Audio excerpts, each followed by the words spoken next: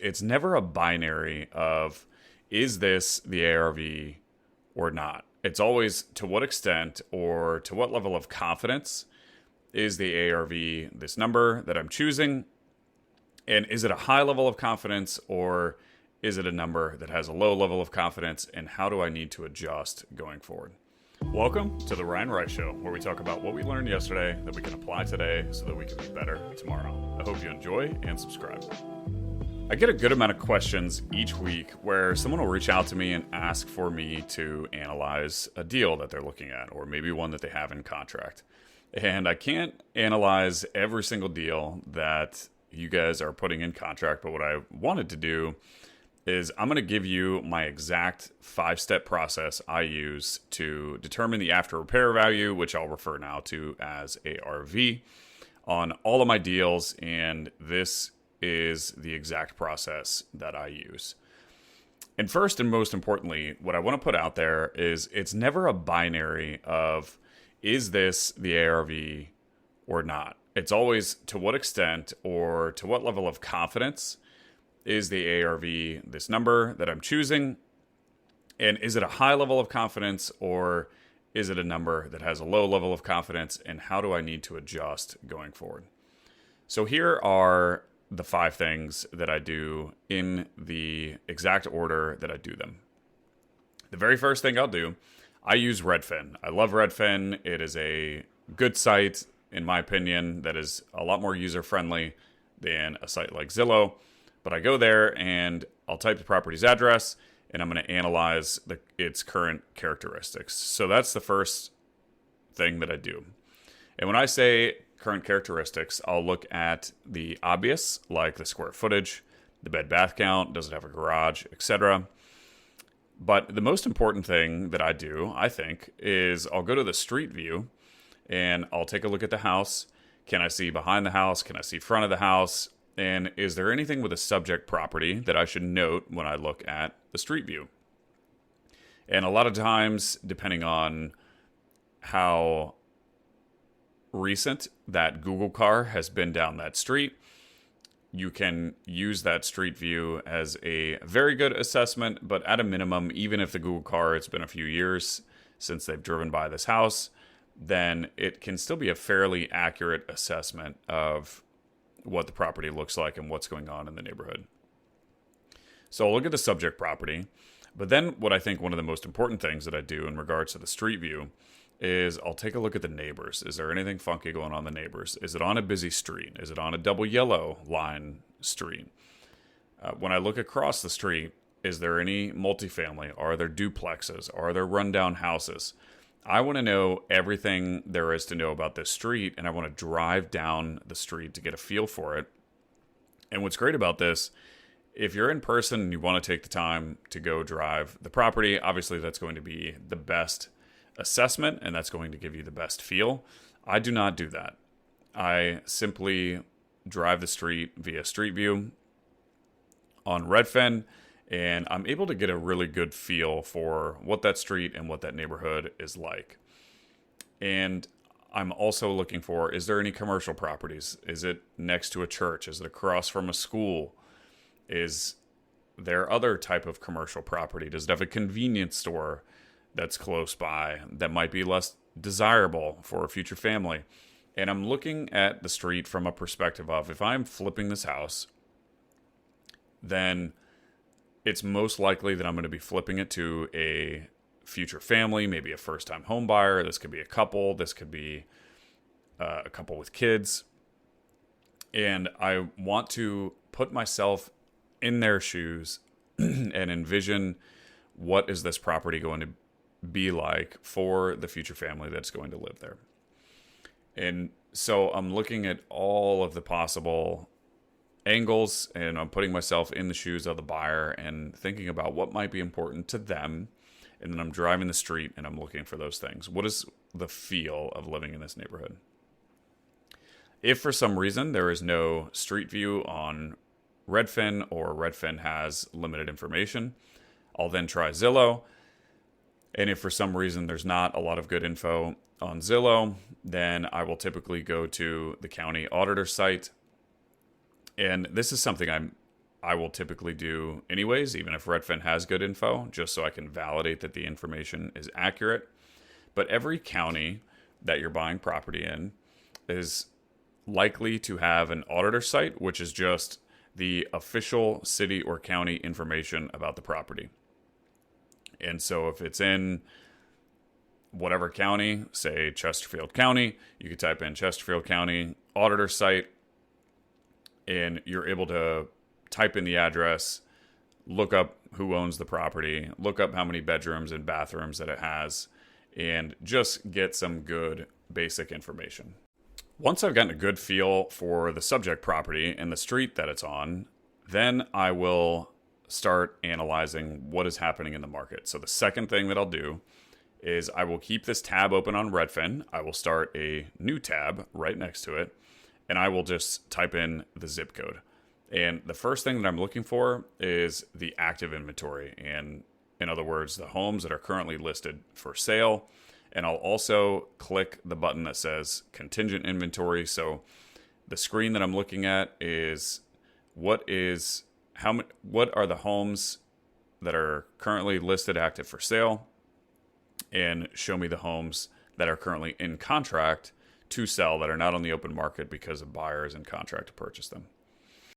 But I really just want to get a feel for supply and demand in the specific area where my house is. And so I will look at the tab that has the subject property. I'll look at the map and I will dial in exactly where it is. And then I'll go compare that specific location to the active and the contingent inventory in the zip code to get a feel for what's going on there. And the things that I'm looking for: how many days on market do the current houses have that are similar to mine? At what price points are properties selling in the zip code versus the subject property price point? How many active comps are like mine physically? In other words, if I have a rancher, is it a lot more common for things like a brick Foursquare to be for sale in this specific zip code? And if there are a lot of characteristics that are different, that's just something that I'll take mental note at. The best case scenario, or the thing that I want most, is for there to be a lot of homes that have sold in this specific neighborhood that are exactly like mine, because then it's going to be a lot easier to come up with a value. And the question that I asked earlier, to what extent or to what level of confidence is my exit price? That is going to be a significantly higher level of confidence the more homes that I can find that are exactly like mine. And so if there are a lot of differences, it's something I'll take a mental note of, and we will apply into future steps. The third thing that I'll do, and I kind of mentioned this already, but I will really dive in deep to what is going on with the contingent inventory. In other words, the homes that have been put in contract recently for purchase. I want to know exactly what's going on with those homes, because that's telling me there are buyers for that type of home right now. And so I want to know what's happening with them. Are those homes that are going contingent, do they have similar characteristics to mine? In other words, do they have similar bedroom bathroom counts? Are the square footages matching up? Are they relatively the same? Are the size of the lots relatively the same? How long did it take for those homes to go in contract? In other words, at what price point, and how long were they listed? Are there any price drops that were done? So in Redfin, you can click on the price category and you can go look at the price that this was originally listed and when, and were there any price drops that were made that ultimately led to this contingent home that I'm looking at getting put in contract. And so I'm comparing a lot of what is happening right now in this neighborhood, because I want to know a general feel for that supply and demand. And if there are purchases that are happening right now in this area, that's going to be the best indicator of recent activity in this area. And I'm staying within neighborhood boundaries, right? I might be analyzing, or I might be looking at the entire zip code just so I get a feel for activity in the entire zip code. But what is going to carry the most weight for me? In other words, what How I am going to apply the information that I'm looking at to the subject property the most is by homes that are in the closest proximity to the subject property, and I'm going to use that data the most. The fourth step that I do is once I am done looking at the active and the contingent inventory, then I'll switch over to sold. And this is when I really start dialing in an actual ARV, and we'll start coming up with a number. So the first thing that I'll do is I'll only look at 90 days because I want the most recent data. And if there is not a lot of data in that 90 days, then I'll change it to 6 months. But I am first going to keep it at the 90 days. And here are the things that I look for. I'm looking at all the homes in the area, what's selling. Are the homes like mine? Do they have similar bedroom, bathroom counts? Are there more homes that are selling with 2 bathrooms versus 1 bathroom? And what might the price differences be in those homes? What are the style of homes? If I have a rancher, I want to be cognizant of placing too much strength on brick 4 squares that have sold in the area because they are just different. And typically what you'll find in a neighborhood is most of the homes are going to be built with a similar style. But sometimes what you'll find is if your home, for example, might be on a road that was originally built for this area and then additional construction was done over the next couple decades, then you might have a brick rancher that is on one of the original streets of this neighborhood. But then once additional development was done and they built other types of homes, there might be more contemporary 2 stories. There might be brick 4 squares. There might be Tudor homes, whatever it might be, right? There might be different style of homes based on when people went into this area to start building, and you want to be sure that you're comparing your property to properties that are most similar to yours. And so now I'm going to filter down because after I've gotten an idea of what's going on in a zip code and what's going on in a neighborhood, I want to pin down homes that are exactly like mine. But I do think it's an important step to just take a look at the holistic data to see if the homes that are selling, are a lot of them like yours, or are most of the homes that are selling in this area not like yours? Is there a lot of new construction? There are so many good things to look at in terms of what is selling and what is not is selling, and those are the things that I do. Once I filter down to the subject property's characteristics, and how that I do that is I will go plus or minus 12 years built. So if I have a home that's built in 1960, on Redfin, they usually have increments of 10 years built. So you can filter homes built by in 1970, 1980, 1990. And what I am mainly looking for is if my home was built in 1960, then I'm going to set the filter to 1980 because I know that I can go up to roughly 1972 for homes that are going to be most similar to mine. And so I'll change the filter so that it's within that plus or minus 12 years built. And if I'm looking at a really old home, so a home that's built well before 1950, then I'm just going to cap it at 1950. Right. So if I'm looking at a home built in 1915, I'll look at all the homes that are built in 1950 because those homes that are built in 1950, they have a lot of similar characteristics and they're just generally classified as an older home. I'm then filtering to the same bedroom and bath count. I don't want to compare a 3-bedroom, 2-bath property to a 2-bedroom, 1-bath property. So it's important I'm looking at homes with similar characteristics. And in some neighborhoods, it is surprising how much of a difference it can make with simply 1 bathroom, right? So a lot of what I'm seeing right now is what people are paying for 3-bedroom, 2-bath houses is very different than what people are paying for 3-bedroom, 1-bath houses. So even those little, what seem like small changes could be a big deal to a future family because think about it.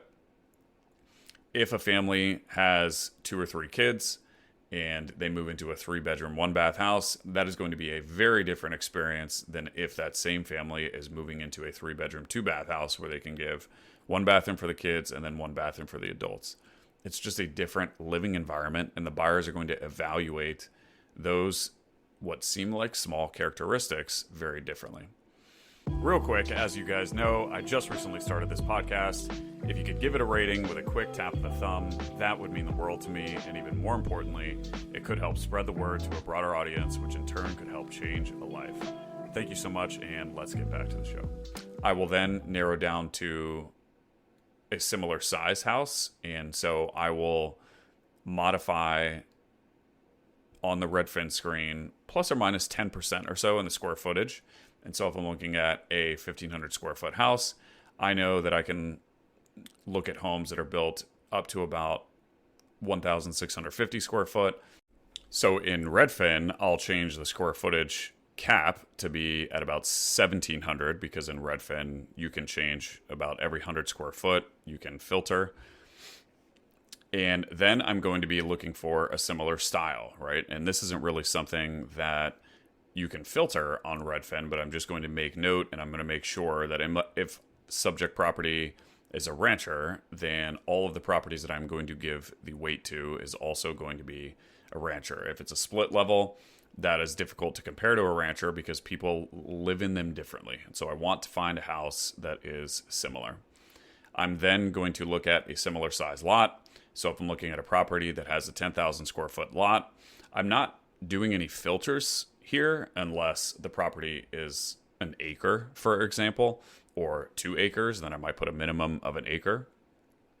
But if I'm looking at a normal house in a normal neighborhood that has a 5,000 to a 10,000 square foot lot, then I'm just making a mental note. And if I'm looking at a house, for example, that has a 0.2 acre lot, and I'm looking at a bunch of comps that are 0.35 acre lots, well, I know that's a much bigger lot than the comps have a 50% larger lot, and I need to take that into account on the subject property. And so I'm making sure that the size of the yards and the size of the lot that the houses sit on are similar, and I'm making mental adjustments if they are not similar, or if the subject property has a larger or a smaller lot.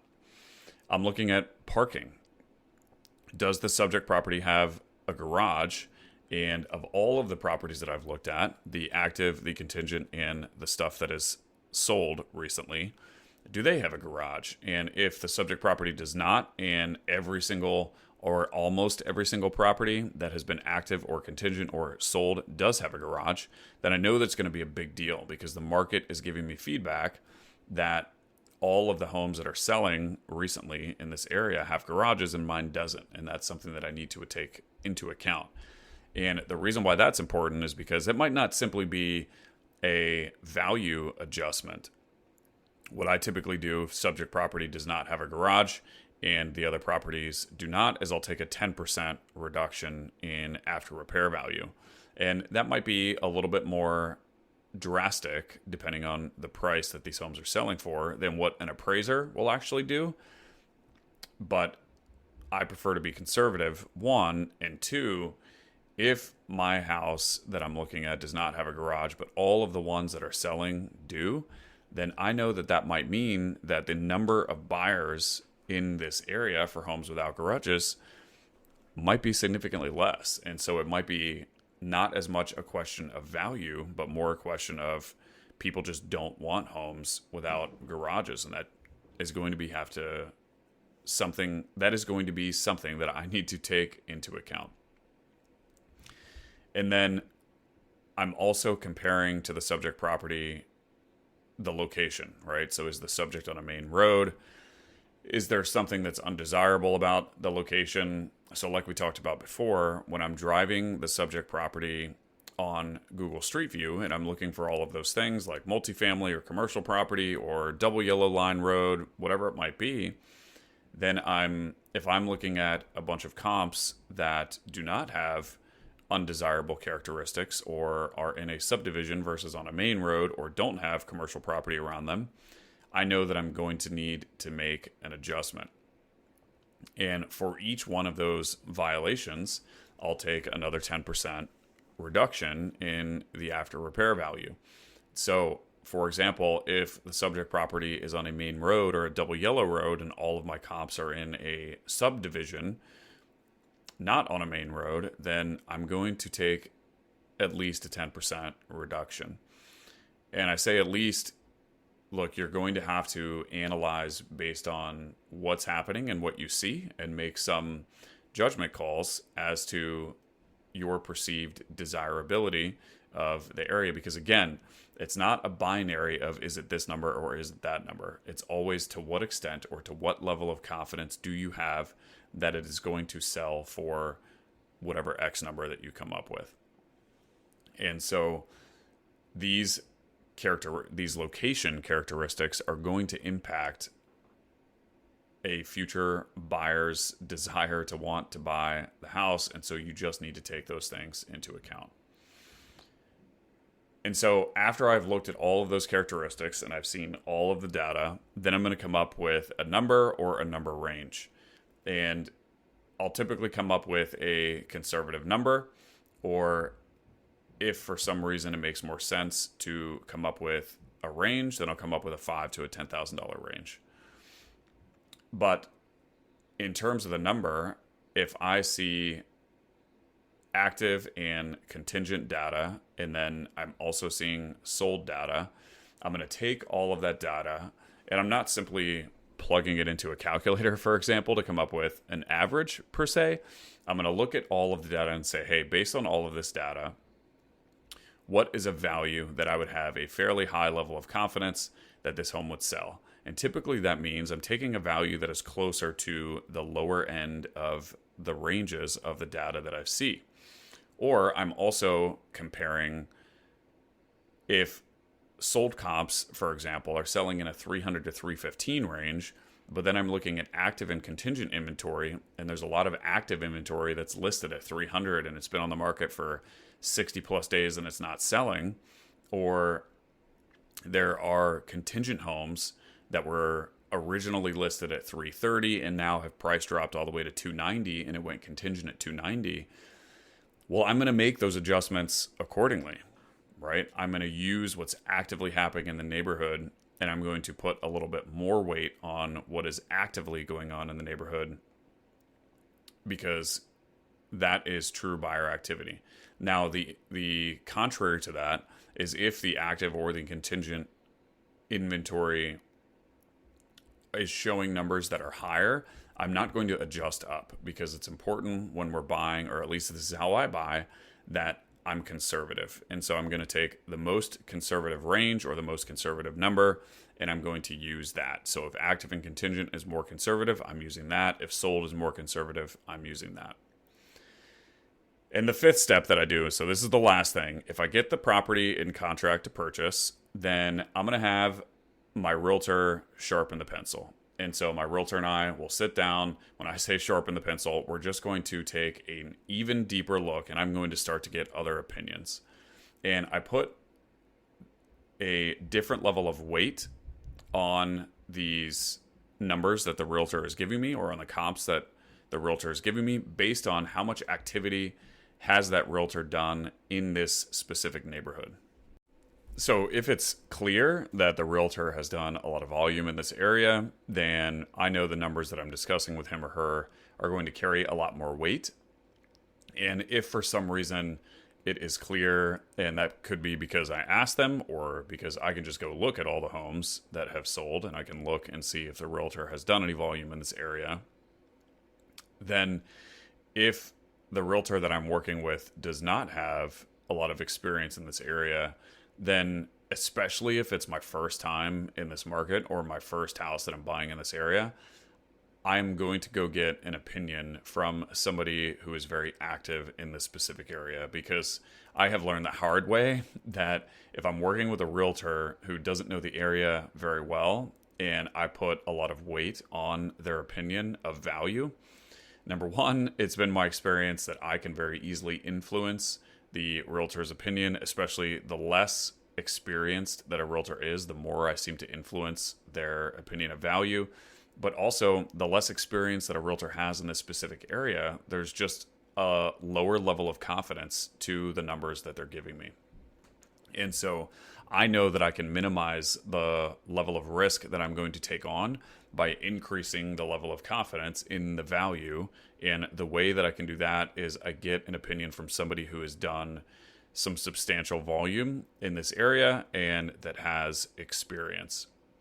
And the way that you can do this, if you're working with a realtor who does not have experience in this area, then you can just go pull all of the homes that have sold in the past 12 months and go look for names that you're seeing over and over again. There are going to be at least a couple realtors in the area that are doing some higher volume than other realtors, and people that have worked in these areas before, they're just going to know different things than other realtors will. And that experience is going to help you, and it's going to help sharpen your pencil and further give a higher level of confidence to your number.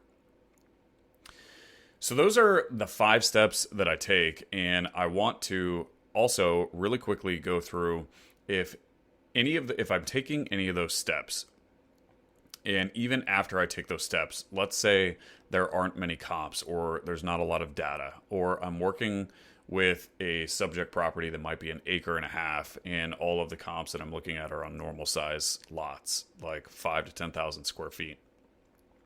Then again, this is where it's really important to understand the concept, at least for me. This is what I have done, is again, it's never a binary of what is the specific ARV. It's always to what level of confidence. And so I'm going to attribute a range or a number to the subject property based on to what level of confidence do I have. And so if it's a more rural property, or if it's a property where there just aren't a high number of data points, whether it's active, contingent, or sold, then the property is going to have a lower level of confidence, and I'm going to be significantly more conservative. Don't make a mistake that I have done, which there's been a scenario in the past, or a couple scenarios in the past, where there wasn't a lot of data. And so I brought on a realtor who had a lot of experience in the area, and I just used the realtor's number. And that didn't work out as well for me. I ended up losing a couple bucks on a deal that I bought where there wasn't a lot of specific data, but I used a broker's opinion who had a significantly high level of volume in this area, but there just wasn't a lot of data, right? We're looking at the same level of data regardless of how much experience that the person has. I should have attributed a lower level of confidence to that number, because even though the realtor has experience, they're just giving it their quote best shot. And so if you're looking at a property that it might not be as clear, just attribute a lower level of confidence. And that means if you're actually going to consider purchasing the property, then you want to pick a number where you start to have a higher level of confidence. In a lot of those cases where you don't find a lot of similar data, that might mean that it doesn't work and you need to move on to the next property. Because once you start to get to a number where you have a high level of confidence, that might be significantly less than what that homeowner or what that seller is going to be willing to sell you the property for. Because think about it, when you're a seller, your objective is typically, depending on what type of seller that you're working with, but if you're working with a home that's been listed on the market, the seller's objective is going to be to put a price out there and let's see what the market is going to pay for it, because they want to maximize what they're putting in their pocket in most cases. And a seller, therefore, is not going to be willing to take a price where you have a high level of confidence if there's not a lot of data, because those numbers are typically going to be very far off the numbers in terms of the seller's expectation, or where the seller wants to see where the property will sell, and where the property will have a high level of confidence of selling will be far off, just again because there's going to be a lack of data there. So those are the 5 specific steps that I take. I know that was a lot more tactical. I tried to be as detailed as I could to help give you the exact steps that I take and all the little nuances that I consider. And for those of you that are on the weekly coaching calls that I facilitate, you know and you've seen me do this, and it can take a little bit of time, but hopefully those little details and those nuances were helpful and you guys got some value out of that. So thank you so much for your attention. Hope that was helpful, and until the next one, I'll see you.